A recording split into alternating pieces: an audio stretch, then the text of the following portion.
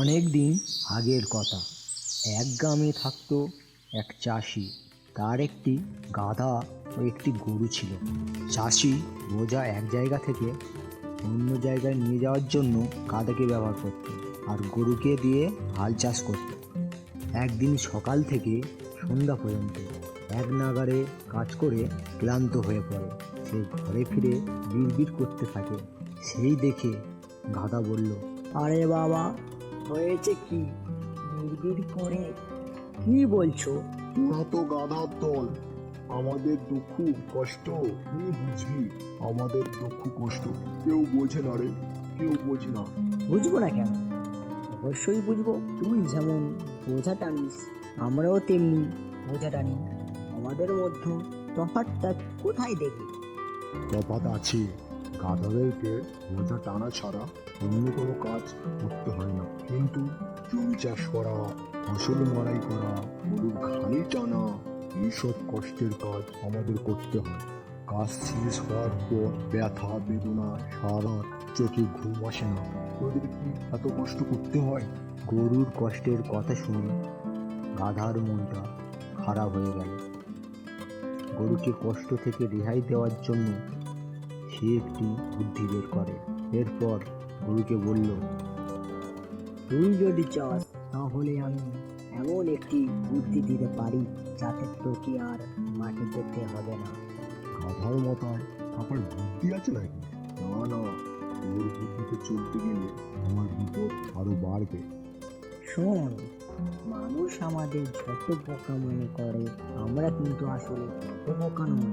এই জন্যই তো আমাদেরকে হাল চাষ, ঘানি টানা কাজে লাগাতে পারে না। তুই একবার আমার কথা মতো চল, তাহলে দেখবি তুই আমার মতো সুখীই আছিস। ঠিক আছে, বল দেখি তোর বুদ্ধিটা কি। এরপর গাধা গরুকে অসুস্থ হওয়ার ভান করতে বলে। গরু নিজেকে বাঁচানোর জন্য গাধার কথা মতো হাত পা সোজা করে ঘরে শুয়ে পড়ে আর হাম্বা হাম্বা করে ডাকতে লাগলো।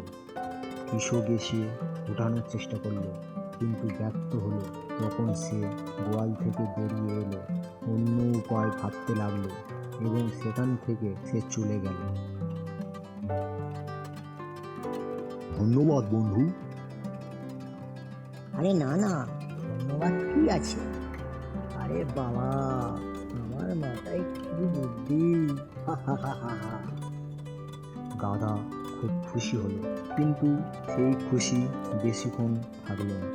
কিছুক্ষণ পরে চাষি গোয়াল ঘরে ফিরে এলো এবং গরুর বদলে গাধাকেই মাঠে নিয়ে গেল।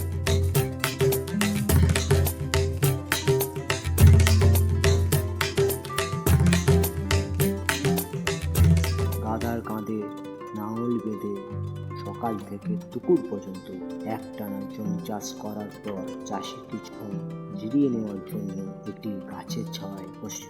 এই সময় গাধা মনে মনে ভাবতে লাগলো, গরুকে বাঁচাতে গিয়ে আমি নিজেই বিপদে পড়ে গেলাম। সত্যি সত্যি আমি একটা বোকা গাধা। তা না হলে এমন বোকামি কেউ করে নাকি? এইসব ভাবার পর নিজেকে বাঁচানোর জন্য গাধা চিন্তা করতে লাগলো।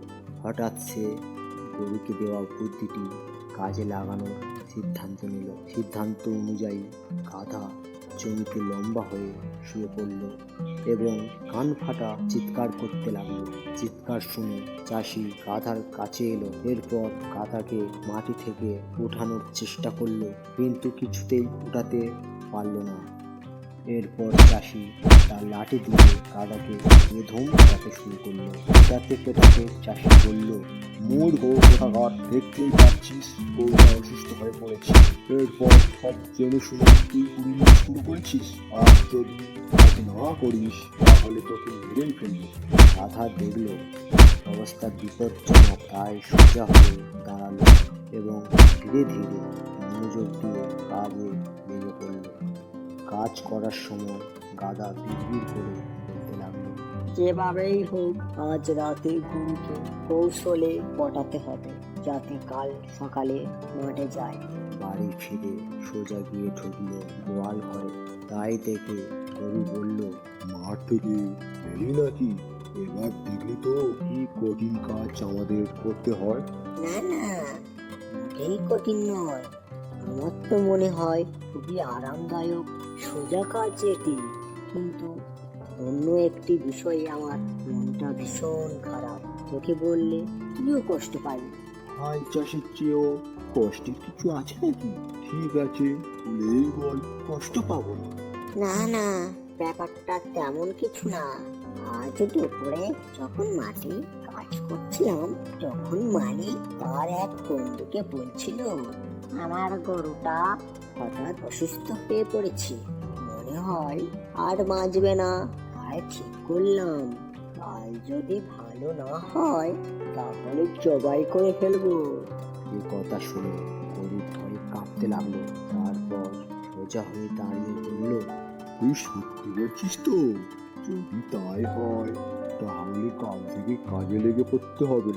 মরার চেয়ে কাজ করে খাওয়া অনেক ভালো। তোর মতো গাধার পুঁতে চলতে গিয়েই তো আমার সামনে বিপদ এসে হাজির হয়েছে। আর কোনোদিন তোর কথা শুনবো না।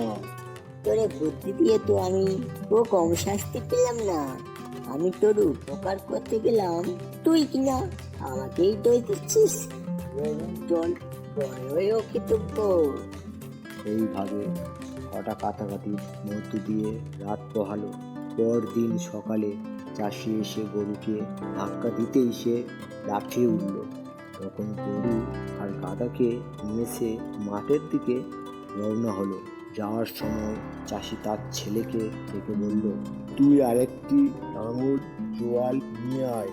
গাধাকেও আজ থেকে গরুর পিছু পিছু হাল চাষে কাজে লাগাবি।